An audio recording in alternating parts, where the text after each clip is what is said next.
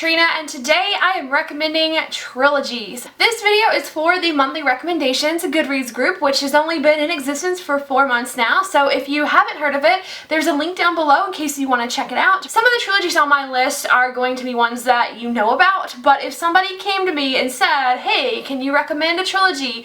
This is my list of personal favorites that I think ended well. The end did not ruin it for me, so I would recommend the trilogy overall. So let's start with the most obvious choice. If you like dystopian books, definitely The Hunger Games is one not to be missed. Another dystopian trilogy that I recommend is the Legend trilogy by Marie Lu. In this trilogy, we've got two main characters. They are both extremely smart and they have passed these intelligence tests that the society does. They both are the top ranked, and so June has basically become a soldier, but Day, on the other hand, has become more of a criminal figure. So it's June's job to hunt down Day, to imprison him, but Day kind of starts a little rebellion. He's got a lot of people that are really look up to him because he is one of the only people that does oppose this government. So this is a really classic government rebellion type of dystopian. Some selling points for this trilogy are that we actually get a map of this dystopian world, and the story actually also takes place in several different countries, so we know what the rest of the world is up to. And in my opinion,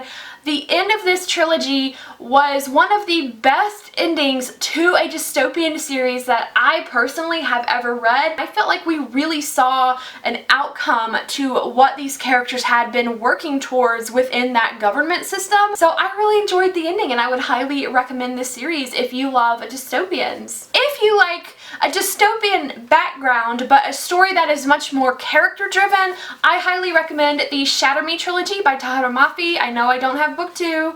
I have an incomplete collection of this trilogy. It saddens me. This is set in a dystopian world, but the story is much more about our main character, Juliet. She has this lethal power that when she touches people, it hurts them or could possibly kill them. So at the beginning of this series, she is in confinement in a hospital, and she is basically afraid of her own power, and she does not know how to control it. So there is a dystopian backdrop in this series. However, I would not recommend this as a dystopia because this is so much less about the world than it is about this character, Juliet. Who she is in book 1 is definitely not who she is in book 3, and it was just a really fascinating look at this kind of a world throughout the eyes of one character. As she kind of learns more about the world that she's in, because she's been in confinement, she doesn't know everything that's going on outside. As she learns more about it, we learn more with her, and we start to see the characters differently as she changes and grows. So if you like strongly character-driven stories, this is definitely one to check out. If you like post-apocalyptic survival stories, I would recommend the Under the Never Sky trilogy by Veronica Rossi. This is a futuristic story where basically the surface of the earth has been torn apart by these crazy lightning storms, and people have gone to underground cities to survive. However, not everybody was able to flee into these underground cities, so there are still people living on the surface in these horrible conditions. Most people have died out, and this story follows a guy from one of these surface tribes and a girl from one of the underground cities that was exiled from her city, and they meet up on the surface. They hate each other. They have so many prejudices against each other and their different types of societies, but they find themselves having to work together for survival, and I just really loved that aspect of it. It was just a lot of action and adventure and a lot of great characters and great friendships as well. If science fiction is more your thing, I would recommend the Cold Awakening trilogy by Robin Wasserman. This is a lesser known series. The first book is called Skinned. This is a futuristic sci-fi world where if one of your loved ones passes away, you can have their brain uploaded into a new android body. And the story follows our character Leah, who is basically like your high school popular mean girl, and she gets into a really terrible car accident and her family doesn't want to lose her, so they have her put through this downloading process, even though it is highly taboo. People have a lot of prejudices against these androids because these androids are stronger, better, and they can think just like us. So anyway, Leah finds herself downloaded into this body, and all of a sudden everybody hates her. She herself has always feared these androids, but she is one of them now, and she has to come to terms with that. And the story really explores what it means to be human. It explores a lot of ethical decisions. I really liked the ending. It went somewhere that kind kind of creeped me out a little bit, but I just really enjoyed it, and not a lot of people have heard about it. But if you like sci-fi and if you like any kind of robot or AI stories, I would highly recommend this one. Next, if you like historical romance, I would recommend the Cahill Witch Chronicles by Jessica Spotswood. These are very underrated books. This is one of my all-time favorite series. I recommend it every time I get a chance to. I definitely could not leave it off of my list of trilogies.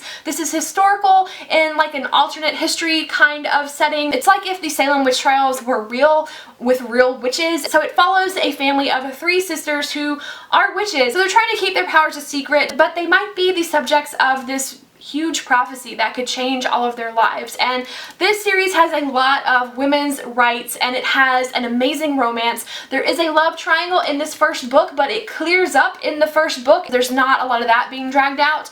I loved the romance in here. I loved the magic in here. It is very light magic. There is darker magic that is kind of explored, but this is not an occult type book. Kate is an amazing main character, and there is an amazing love interest in it, so I would highly recommend this if you love historical romance. If contemporary is more your thing, I would recommend the Burn for Burn trilogy by Jenny Han and Siobhan Vivian. This is a contemporary revenge story about these 3 girls from completely different high school cliques that have all been harassed or bullied by this one popular kid in school. So these 3 girls all join forces to take him down, and they end up getting in way over their heads, and just trouble and shenanigans go down. There are definitely some shocks in store in this series. I really enjoyed that revenge plot, and I really liked these characters. And of course, I cannot leave out one of my all-time favorites. If you like classics, you probably have read this one, but I would recommend the Lord of the Rings trilogy by J.R.R. Tolkien. It is a classic. It is a staple of fantasy. He is like the grandfather of fantasy. So many fantasy elements and creatures were first in his books that have inspired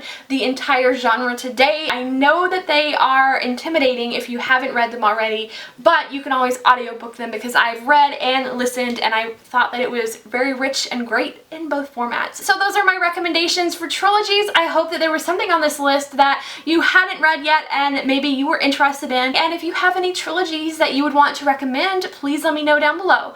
I will see you guys in the comments. Bye!